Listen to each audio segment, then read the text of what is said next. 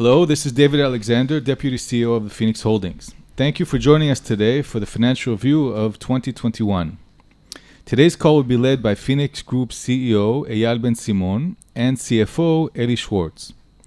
During the call, we'll review the performance of the Phoenix in 2021 and share the group's updated targets and progress against the strategic plan. You can find the presentation that we discuss on the call today on our website or on the website of the Tel Aviv Stock Exchange. The presentation provides highlights of the financial statements published this morning, also available on the website of the Tel Aviv Stock Exchange or on our IR website. Following the presentation, we'll discuss Q&A. We'll discuss answers that were provided during the Hebrew version of our earnings call just now. Please feel free to send any additional questions you may have to our investor relations address, which is ir@fnx.co.il.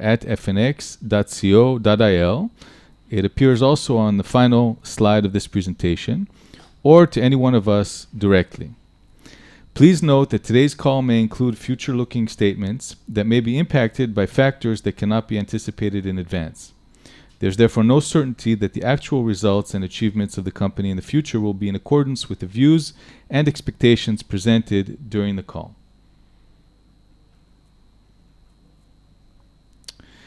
Eyal Ben Simon will initially present the main results and continued implementation of the strategic plan and will discuss the updated targets. Then, Group CFO Eli Schwartz will review the financial performance of the group in greater detail. Hello and thank you for joining our call today. The Phoenix is a leading Israeli financial group engaged in a wide range of businesses. We are widely recognized as a leader in the market in which we operate and in the insurance market in particular. Phoenix is a diverse platform with broad businesses and deep investment skills. The group has a track record of strong double-digit growth and performance over the cycle. We currently manage roughly 370 billion shekel, which is over $110 billion. During 2021, Phoenix Holding continued to implement its strategic plan and reported high profitability, an increase in total assets under management, good investment performance, and a strong balance sheet.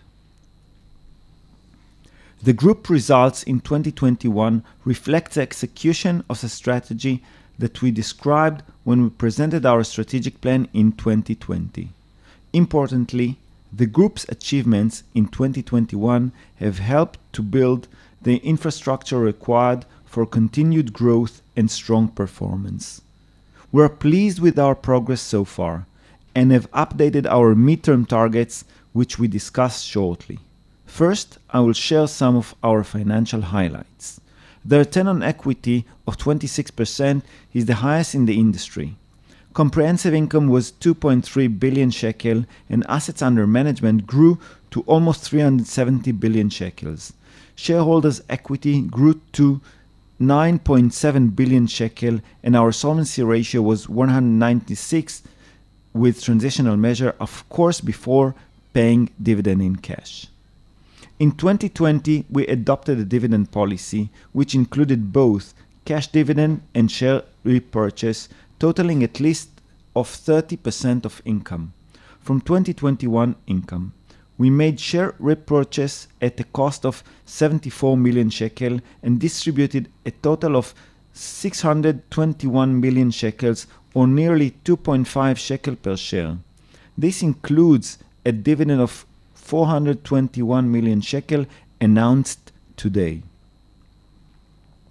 These strong numbers are a direct result of implementation of the group's strategic plan across its businesses, on top of strong performance of the Israeli economy in general. In our strategic execution during 2021, we focused both on increasing risk-adjusted returns and on building sustainable resilience. In terms of returns, we accelerated growth, unlocked balance sheet value, and innovated across our businesses. In terms of resilience, we continued to build a quality business, diversified income, strong cash flow, strong balance sheet, and lower volatility. Not less important, we invested in our people and systems to become stronger and more resilient as an organization. And we broadened our investor base, which includes over 40% international investors. As you can see, our insurance business was focused on growing high ROE activities like P&C and on improving efficiency and reducing exposures. Our additional business, on the other hand, were focused on accelerated organic and inorganic growth across asset management, credit, and distribution. The financial results of the Phoenix reflect the continuation of the positive momentum and our ability to systematically promote our business strategy. In terms of the economy, we enjoyed strong tailwinds from the resilient Israeli economy and capital markets. The Israeli economy was demonstrated healthy numbers of the last decade, and here you can see some highlights of the past few years. Macro trends have been positive with strong growth and fast recovery post-COVID, and GDP per capita has passed that of the UK and is just short of Germany. Long-term savings are growing over 10% annually over the long term, which is driven by both wealth accumulation and by mandatory pension contributions. This creates significant opportunities for the group, which are key part of our strategy.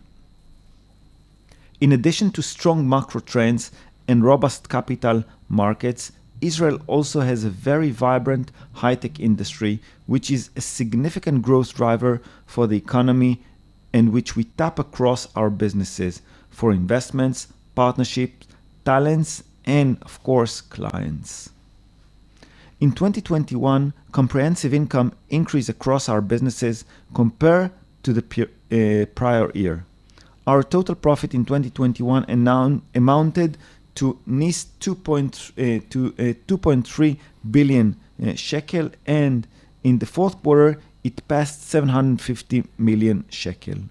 Most importantly, our core business is growing, reaching over 800 million shekel, 5 to 800 million shekel from insurance and 300 million from additional core businesses such as asset management, credit, and distribution. This is our engine for value creation, and we are working to grow this part further in the years to come. Second, nearly 1.1 billion shekel in income of 2021 was from investments yielding above 3% in returns. These investment profits include the corporate account or nostro gains as well as variable management fees. We had strong investment performance in 2021, and we continued to invest in our strategic investment capabilities. At the same time, this is not a one-off event. As you can see in the past years, we also performed above 3% and contributed investment returns to overall group income. Third, 400 million shekel stemmed from special items, including unlocking balance sheet value. These included capital gains from the 120 control sale and from the Gama IPO. Here too, we have additional assets on our balance sheet and continue to unlock value across the group. As can also be seen in 2021, we continue to increase the volume of managed assets of the group, which were approximately 370 billion shekel at year end. The increase last year included the acquisition of Halman Al Dubi, which contributed over 60 billion shekel NIS overall. But as you can see, that still leaves very strong organic growth across investment services, which includes Excellence Investment House and pension and provident funds. Premiums and contribution also showed strong growth in 2021 after the impact of COVID in 2020. We see growth across our businesses, including 10% growth in the key P&C segment, very strong growth in saving policies, and significant growth in pension and provident contributions. We concluded 2021 with 9.7 billion shekel in shareholders' equity as we continue to build our balance sheet and strengthen our business. While we are growing our capital position and positioning for overall growth and resilience, we are also committed to distributing attractive dividend to our shareholders. From 2021 income, we are distributing 30% according to our dividend policy, which is a total of 695 million shekel, including 200 million shekel distributed in December, and additional 421 million shekel announced today, plus 74 million in share repurchase during the last year. In terms of cash distribution, during the fiscal year, we distributed 580 million, including 380 million in April from 2020 income, as well as 200 in December from 2021 income. Going forward, starting with 2022 income, we are updating our dividend policy to bring it closer to best practice. We are committed to semi-annual distributions after the second and fourth quarter, and our 30% commitment will be for cash distributions and will not include share repurchase, which will be counted separately. Our goal is to provide predictable increasing dividend over the long term. Our solvency and capital levels remains high and support this policy. Shareholders' equity has grown by over 50% in the last 5 years, and our intention is to continue to increase shareholders' equity while delivering dividends in accordance with our policy. The start of 2022 has been significant market volatility due to a combination of inflation, expectation for increase in interest rates, and the war in Ukraine. While no one knows exactly how the year will develop, it is clear that we will need to address challenges, but as a strong player, we also see opportunities. We have prepared by building financial resilience and organizational capabilities, and after reviewing our strategy at the end of last year, we believe we are in the right direction, and we are reaffirming our strategy and increasing our efforts in this direction. We believe that our business combines both high growth potential and strong income generation, and we continue to build both aspects of the business. Given the progress of the past 2 years and the stronger capabilities, we are now setting higher goals despite the market uncertainty. We will talk about them now. Strategic value drivers. During the fourth quarter and throughout 2021, we continued to implement our strategic plan, which is focused on 4 levers of value creation. The first is accelerating our growth as we continue to shift our business mix to high ROE capital efficient businesses like P&C, asset management, and distribution. Second, we believe innovation and efficiency can create sustainable competitive advantage, and we have made significant investment in technology. Third, we continue to actively manage our business to optimize the composition of our portfolio, manage our organization structure, and identify synergies to both unlock and create value. Finally, we are managing our balance sheet prudently and deploying capital strategically in order to reduce volatility and ensure long-term cash flow generation. We are managing these levers across each of our growth engines, including insurance, asset management, distribution, and credit. During the course of 2021, we met or exceeded our expectations. Driven by a strong culture of performance, 2021 was the first full year of the implementation of our multi-year plan, and we achieved several significant objectives. We accelerated growth in activities with a high yield on capital. We grew P&C premiums by 10%, in part due to our smart direct car policies. We grew AUMs by 58%, including organic and inorganic growth. We grew agency revenue by 32% and grew the Gama credit portfolio by 58%. The group's ability to use data, technology, and innovative platforms produced high operational efficiency alongside higher satisfaction from our customers.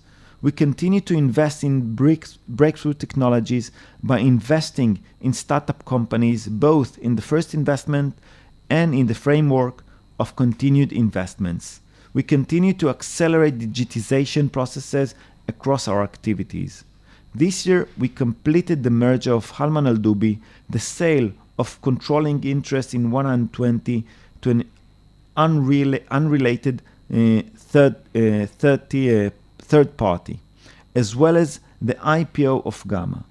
Gama is a market leader in financing solutions for the business sector, and from the second quarter of 2021, we present its financial result as a separate sector, the credit sector, in our reports. We are also always focused on the continued improvement and optimization of our capital structure. The Phoenix is the first insurance company in Israel to issue restricted Tier 1 capital, which improved our capital structure, the solvency ratio, and the group's liquidity. Phoenix Insurance published solvency ratio with the standard transitional measures for June 30th, 2021 of 196%. Under regulation, we can publish our December solvency in May and expect that after the dividend announced today, we will be at least at or above our target range of 150 to 170%.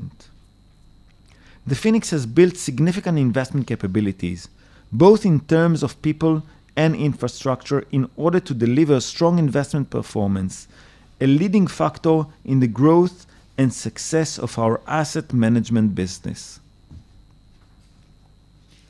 The investment performance of our Nostro or corporate account is among the highest in the industry, with 10% last year and over 3% each of the last 5 years. This is important because while our targets assume 3% returns, we actually strive and expect more ourselves to perform better, especially if markets are supportive. The corporate account has a demonstrated track record of responsible allocation and risk management with balanced asset allocation across a full range of asset classes, including fixed income, which is roughly 70%, and equities, real estate, and alternatives. We invest in international equity and debt instruments with leading partners, both as co-investment or direct positions. As I said, our multi-year plans conservatively assume 3% returns, creating upside to the plans and targets given the Nostro's track record. Based on our execution thus far and the position of our platform, we are challenging ourselves and raising the performance targets across the group. We have decided to challenge ourselves and raise targets that were first published at the end of 2020 for several reasons. Most importantly, we have exceeded our midterm targets much faster than we anticipated. We have already begun to accelerate growth, as you can see in our results. Therefore, we are aiming higher. We have increased our target for managed assets to be range of 450 to 550 billion shekels, significantly higher than our previous target and where we are now. Our mid-term shareholders' equity target has been increased to the range of 11 to 13 billion shekels. The target for comprehensive income has been increased to the range of 1.3 to 1.5 billion shekel compared to our previous 1 billion shekel target. This is still assuming only 3%, so better investment performance will allow us to surpass these targets as we did this year. Our midterm targets return on equity is still at 12 to 15%, which is based on both the higher income and the higher equity level, and all it's based on organic growth. If we zoom in into the insurance activity, our revised targets are based in part of new targets for our insurance activities. We have increased the midterm targets for P&C premiums to 4.2 to 4.8 billion shekel compared with our previous target of only 3.8 billion shekel, which is above 3.2 at the end of 2021, of course. We have set targets for our expense ratios becoming more efficient in P&C and life based on digitization and technology on the one end and scale on the other. And we are targeting 650 to 700 million in comprehensive income, assuming only 3% returns. Core activity, additional goals. We are also raising the bar across our additional businesses.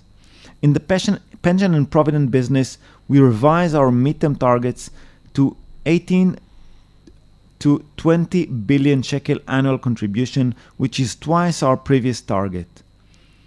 In investment services, we are increasing our target revenue to 700 to 800 million shekel compared to 500 million today. Our midterm revenues target for the owned agencies has been revised significantly higher to a range of 900 million shekel to 1 billion, reflecting both the record and the potential of this strong business. And overall, we are more than doubling the income target for the non-insurance business from 300 million to over 650 million shekel. This is significant since these businesses typically create value as a multiple of income rather than equity, and so this target represents significant value creation. It is an ambitious target, but over the past 2 years, we have invested significant resources in improving and preparing these businesses.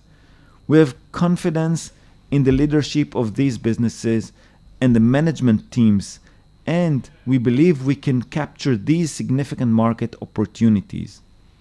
I should note that there is additional potential as the targets do not yet include the full plans for the credit business and the alternative business, both of which we believe have strong growth potential. Importantly, we have implemented the work plan to better measure and report on ESG metrics across the Phoenix Holding to provide greater transparency to our stakeholders. We report today that the group will publish a first full ESG report in the second quarter of 2022. The report will specify the objectives and actions we take to ensure the commitment and our compliance with ESG standard. Thank you very much for listening for the updated targets and of course to the high-level review of our results. Eli Schwartz, the manager of the group finance, will now review the financial results in more detailed. Thank you very much. Please, Eli. Thank you, Eyal. In 2021, the total profit totaled by 2.3 billion shekels. P&C contributed nearly 500 million shekels before tax, and life and saving over 1.5 billion shekel before tax. The addition core business contributed over 700 million shekel in 2021. Asset management contributed over 160 million shekel before tax. This includes the pension and the Provident business, which were moved at the end of the third quarter from the Phoenix Insurance and to the Phoenix Holding, and are now reported as a separate segment. Asset management also include investment service, which was previously called financial service. This includes excellence investment house and alternative product. The agencies contributed over 270 million shekel before tax and continue to grow by double digit. We see the operation profit before tax contributed more than 1.1 billion shekels, with more than 700 million shekel in underwriting, over 400 million shekel from additional core business. Investment income contributed almost 1.8 billion shekel due to a strong performance of investment unit, as well as strength of the capital market during the year.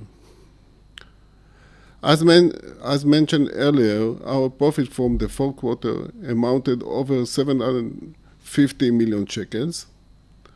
Our performance during the quarter was driven by life and saving, which contributed over 600 million shekel before tax, with additional equity returns in the insurance company contributed over 300 million shekel before tax.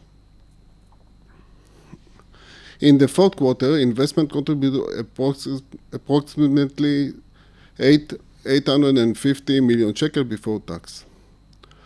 At the same time, we saw a growth across our business, including insurance, underwriting, and agencies. As Eyal mentioned, we have worked in building financial resilience. This is reflected in our accounting results, our solvency, and our cash flow and liquidity. And the most important, how all three work together.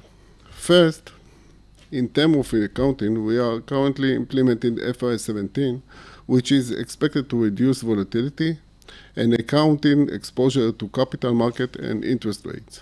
Second, we have built economic capital and strong solvency position, both with earning and also in restructuring part of the business to improve capital deployment and efficiency.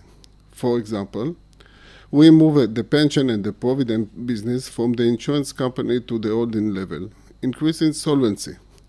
Another example is the completion of the reinsurance transaction in the fourth quarter, with a positive solvency impact, and another issue in Tier 1 capital last summer. As of June 2021, our solvency ratio was 196%, which standard to transition measure, and under Israeli regulation, we can publish December figure in May. Third, we have diverse cash flow and strong liquidity. The cash flow came from across the group, both insurance and additional business. We also have liquidity from roughly 1 billion shekel from the Tier 1 notes or from the holding level, and we have reasonable leverage ratio. We believe that increasingly insurance group will be assessed by all three parameters, and we think that we are in good position, giving us resilience in the face of uncertainty and strength in identify the capture of opportunities.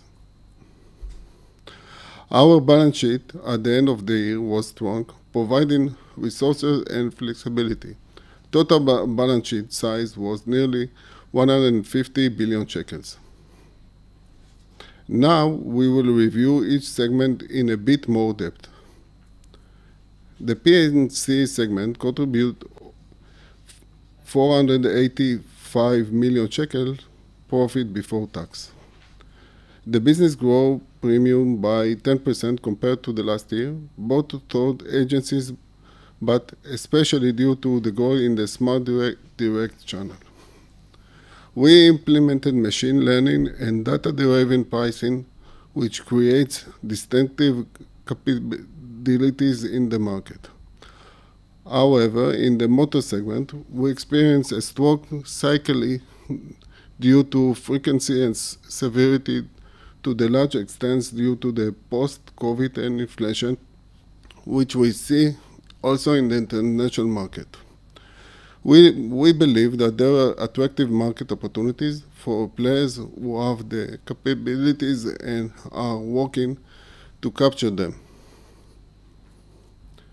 The health segment didn't contribute significantly in 2021 due primarily to special items.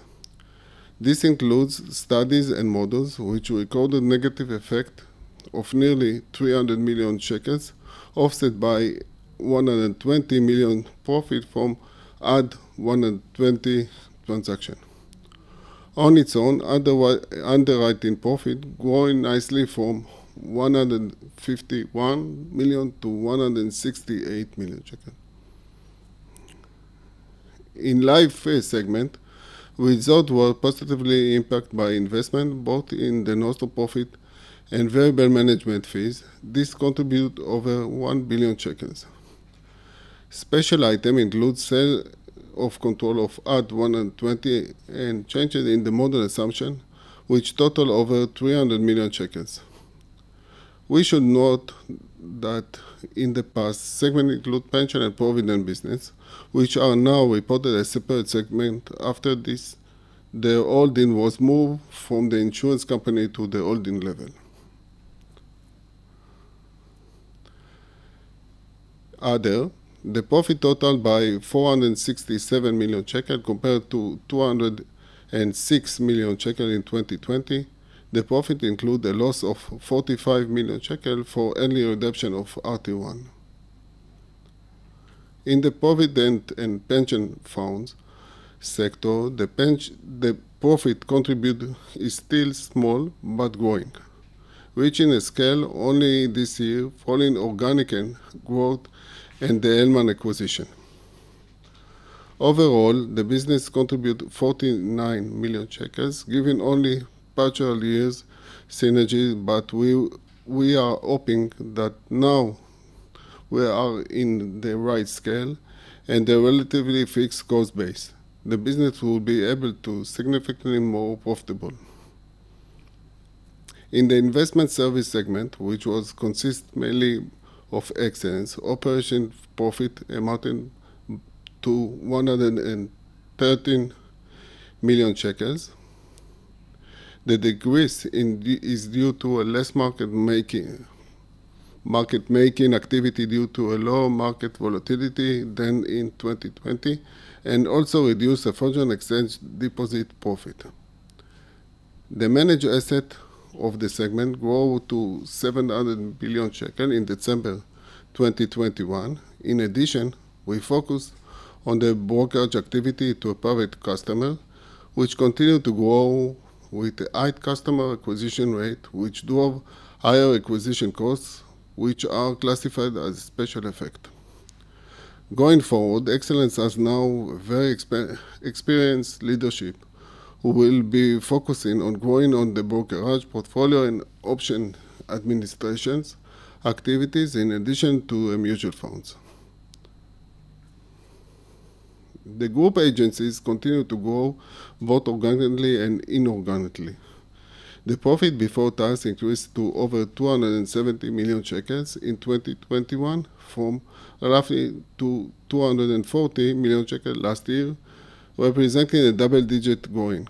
We continue to seek organic growth as well as acquisition of smaller agencies. Credit. As described earlier, the segment includes Gama results. Gama business activity grows during 2021, and we are working to accelerate this growth. The SME credit portfolio grew by almost 60% during the year, and this is a key growth engine going forward. Also, transaction volume grew by over 20%, driven by customer spending and macro growth this year, as well as the company performance. The capital gain from Gama IPO amounted to 220 million shekels and is recorded under special effect.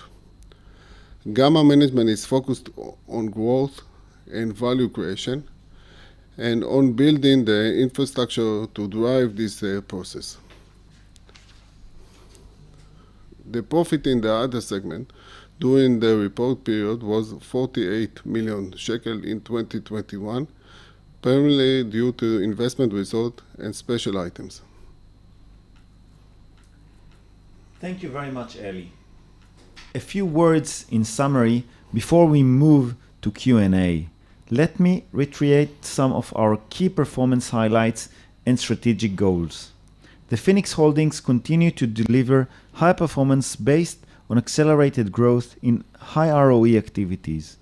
We continue to create value, increase operational efficiency, and maximize our capital structure. At the same time, we have built deep financial resilience with diverse income businesses and are committed both to distributing attractive dividends and to continue building our capital even as we capture growth and seek additional opportunities. Our higher targets reflect this current position, the potential that we are seeing, and our confidence in the organization and its capabilities, even in this uncertain environment. We'll now discuss the questions from the call in the Hebrew conference call a little while ago. If you have any additional questions, please send us an email to the address that appears on the presentation, ir@fnx.co.il, or to any one of us individually. We'll be happy to answer your questions or to schedule time to discuss in more details. The first question. The capital market was very positive in 2021. Are the good results a one-time effect? Actually, 2021 was actually a very, very good year in terms of yields, and 2022 started not as good as 2021, but on the other hand, interest rate went up, and for insurance industry and investors like us, interest rate is good. The increase of interest rate is good news. But in general, I can say that we are building a machine to work. We are building investment capabilities, and as you could see in our plans, in our strategic plans, our targets are based on 3% actual return and not on the actual return that we managed to achieve at the last few years, which is higher than 3%. So I believe that although 2022 started challenging on capital markets, we might end it in a good position. And we look at the next few years, and in the next few years, we are committed to meet our targets. So I believe we'll do so.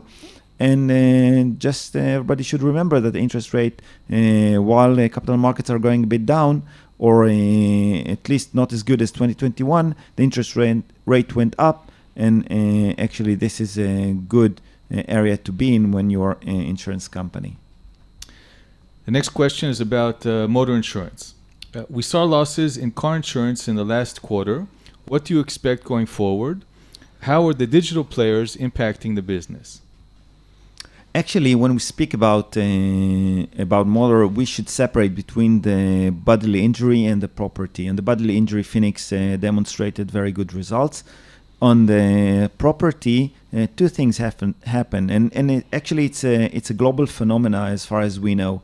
The first one is increase in the cost in the repairs. It's becoming higher, inflation issues and so on. And what we saw is also increase in the frequency of losses, of claims, car accidents. Not that good, but it happens. This is a cyclical market. Phoenix is, I'm personally very familiar with that market, and Phoenix has a lot of opportunities to take advantage in such market. We are running direct and indirect business. We are growing both direct and indirect. We measure, or we price, I believe, better than the market using data facilities that we just implemented, and of course very good management. So even if the end of 2021, or at least the beginning of 2022, are not as good as the beginning of 2021, I believe in the short term even we'll manage to go over this one and perform much better. Of course, I think although it's not a very pleasant situation, it can be a huge opportunity for us to take advantage, even higher advantage in the market. And as you could see, we upgraded our targets for the midterm targets from 3.8 to 4.2 to 4.9, meaning that we believe in that market. We believe we can achieve, or we can create much more value from this business. The next question is about inflation and rates. Given rising inflation and the expectation of rising interest rates, what is the effect on the balance sheet of the Phoenix, and does it have an effect on the company's income? First of all, the increase in the interest is very good for the insurance company, mainly because of the long duration of the liabilities, the LTS liabilities. So we believe that it's good situation for the insurance company. Second, Israel is very stable and firm after the COVID, and we believe that it's a very good opportunity for the Phoenix. The inflation and the interest and also the capital market have the edge and the correlation together, so we believe that you can see over the fourth quarter and the first quarter that there is a natural edge between them, and it will support our profit. The next question is about Gama.